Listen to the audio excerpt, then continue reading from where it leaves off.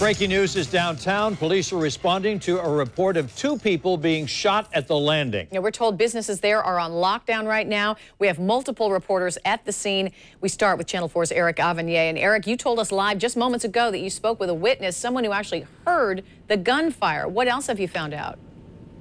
Yes, that's it. Roughly sometime after 4 o'clock this afternoon, that witness says he heard what he thought were firecrackers, but turned out to be gunfire off in the distance there. Now, right now, our current location is the intersection of Hogan Street and Sister Cities, where, as you can see back in that direction there, you can see they've got that blocked off. I'm going to kind of move over in this direction. You'll see that everything over here is pretty much blocked off in this entire area here. You can see some of the workers, like a couple of women that work at Hooters, are already out here. As you said, it is on lockdown. No one can get in. No one's really getting out. When we arrived on scene, we did see a big crowd of people being led out here. And since then, we've seen more and more police arrive on the scene. And this is what we know so far. We do know that at least 2 people were shot. 1 person shot just at the very front entrance of the landing. And we have been told that possibly another person has been shot inside.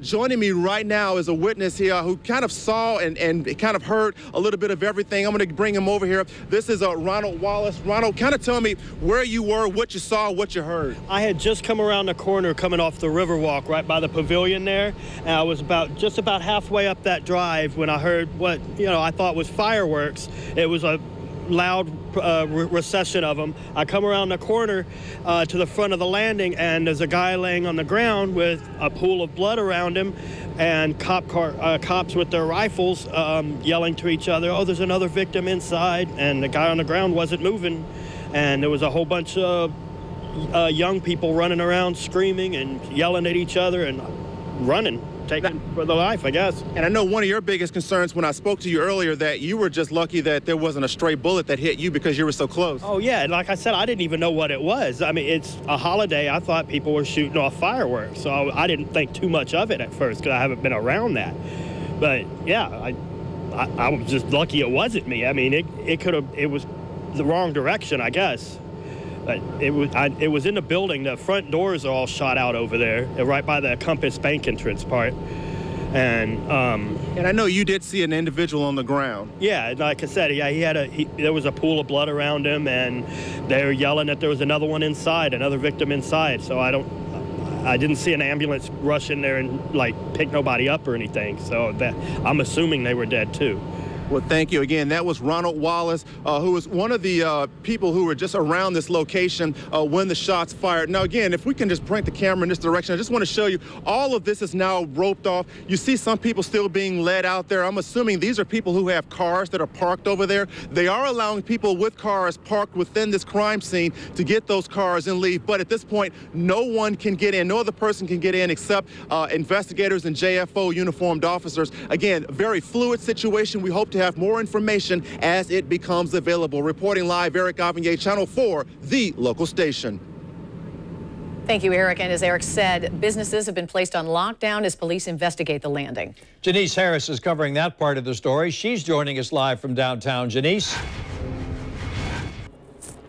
Mary, Tom, Eric just talked about how this entire area is shut down. Well, to give you a better perspective on just how large this perimeter is that JSO has set, I am standing in the area of the Hyatt. And you can see there are police officers standing right behind me. And in front of me, there's also the landing parking lot. This is the exit area where people typically leave from out of the landing. So right now, I've been told that the Jacksonville Sheriff's Office, they will hold a press conference at some point. We hope it will happen within this hour so that we can give you more information, but they have yet to set an exact time. But we are here waiting for that. But again, this perimeter, as you can imagine, he is further west than where I am, and we come all the way east on this side where the Hyatt is located just up the street. That's how large the perimeter has been set. Police are not allowing anyone to go in or to go out unless you're trying to get to your car, to get your vehicle, and then again, exit this area near the landing and go home. Back to you, Tom, Mary. All right, Janice Harris, thank you for reporting to us live. Now, our crime and safety analyst, Gil Smith, is here to talk to us about the reaction to this, a response. What are you thinking is at this point? It seems like there was a very fast response. There may have been officers who are already there in the area at the landing or close by. So what they're doing now is to try to gather everyone who is there at the landing as witnesses, and also possibly people who may have been with either one of the victims. Now, one may be a suspect, one may be a victim. They're not sure right now. It's because there's a lot of chaos, a lot of people there. You have people who are injured, so they're trying to get rescue in to tend to the people that are injured. That's the #1 priority right now, is to help the people that are injured, and then try to piece this together to find out exactly what happened. Of course, the first thing probably would be to make sure that there isn't a gunman around, to make sure that they aren't just both victims, correct? Exactly. So to make sure that no one else is around, there are no other people in the area with weapons in case other people could be shot.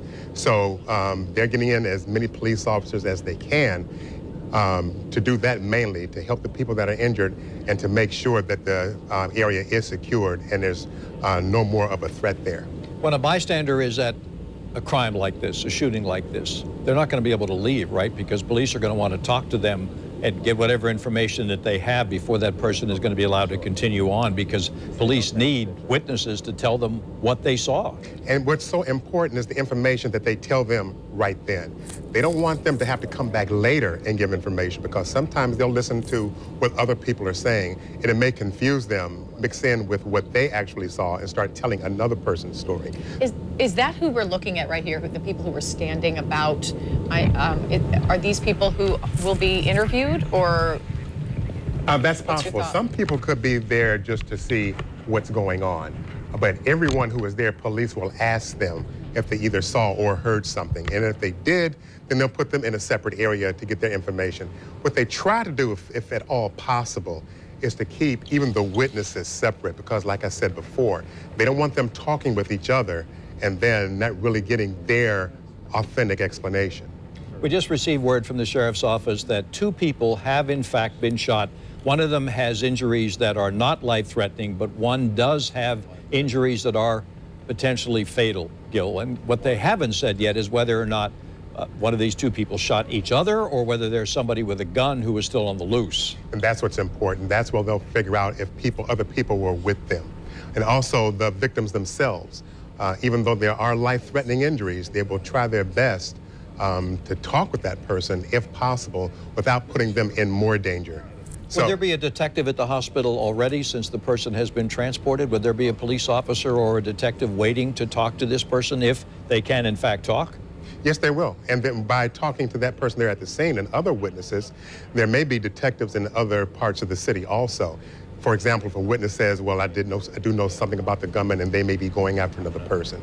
So wherever they think there is a threat, or wherever any of the victims or witnesses will be, police will be there also. We are seeing such a recent rash of violence downtown, but this one is startling. At least it seems that way, that it's broad daylight. And could this be the first that we've had at the Jacksonville Landing, this gathering spot in our community during the day? Well, they have a holiday, no less. Well, they have had incidents there at the Landing in the past. We just had the Wednesday night, the art walk. Right, that wasn't very far from the Landing. So that was one incident. Also, whenever you have like a 4th of July celebration or New Year's where there is a large gathering of people, there are always some type of minor incidents, fights. We haven't seen any like major shootings there. And of course, after that, you'll see more police officers there in the area. But it does seem like you're right that there is more going on lately over the past few weeks in the downtown area. Well, certainly with the recent Art Walk incident. And we have Eric Avanier, who is there on the scene. And Eric, can you bring us up to speed with what you're seeing right now? Okay, right now what we're seeing is more and more people who are now getting access to their vehicles. Police are they're basically coming up and saying, hey, is this your vehicle? And they're letting the people go. Now, if you're looking further down in that direction, I believe where our camera is shooting, there was a big group of people there. Some of those were people who were onlookers. Some of those are people who were actually inside the landing or near that area. And then you had some people, basically who were just waiting to get directions as to when they can basically get their cars back. But like right now, as you can see, it's still a very fluid situation. Everything is still roped off here. Again, we're at the corner of Sister Cities and Hogan, just a stone's throw away from Water Street, which is right in front of the landing. Again, this is what we have been told. At least one person was found shot and directly in the front of the landing there, at the front entrance. That's where you're going to find a bulk of police activity, a bulk of the investigation work. Of course, they have all of this stuff blocked off because pretty much this entire area would be considered a crime scene. Again, very fluid situation. We're waiting to get more information, and of course, we'll have that information as it becomes available. Guys? We are still waiting for a briefing by the Sheriff's Office as soon as they have information that they can give us. And in the meantime, Channel 4's Jim Piggott is joining us to continue our coverage. Jim, are you there? We're here, and just kind of wanted to tell you, in talking with the sheriff recently and also about the mayor, about the problems and the violence downtown, particularly near the landing. I also talked to Tony Slayman, the owner of the landing, last week, concerning about the Art Walk shooting, which just took place. I mean, it was just right next door to the landing where that happened. And he has been complaining, saying that there are large groups of kids that come down, they're teenagers, unsupervised, and he says that there are going to be problems there. He's seen it in the past. He said there were going to be problems in the future. On a day like today, and we understand, too, that there were a large group of teens down there celebrating this holiday, as it happens a lot. And that was his concern. It was unsupervised teens. So we're obviously going to learn the details. We don't know exactly what happened here, but that was his biggest concern. I've been also talking to the sheriff before, asking him about going back to the Art Walk shooting. His concern there, too, was the violence in the area and the kids in the area at that time and people with guns. And again, this was teenagers at that point, and that was his concern. We don't know if that's the situation here. But the main concern that they were trying to get out, and they were telling us last week, that coming downtown was going to be safe. That's what the mayor was telling us. That's what Lori Boyer was telling us, the city council president. And now with this happening today, that's going to raise a lot of concern among people about what's happening down here at the landing. I'm in front of the sheriff's office right now, the landing, you know, not that far, several blocks down that way. And traffic is moving in this area, but coming in this area, we know that there is a police presence down there as they're waiting to see. But that's been the main concern that I've been hearing from people. And that is the large groups of teens that are in that area unsupervised. And they're just hoping that this wasn't the problem that happened here. But of course, we're going to find out. We're live downtown. Jim Piggott, Channel 4, the local station. All right, thank you, Jim. And our coverage continues of this gun violence breaking out the Jacksonville landing. We'll be right back.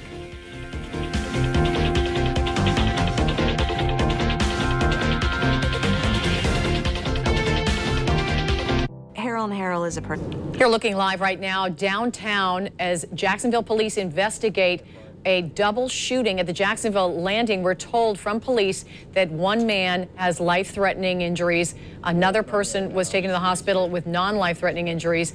And we are standing by for a police briefing. Again, this happened late this afternoon at the Jacksonville landing downtown.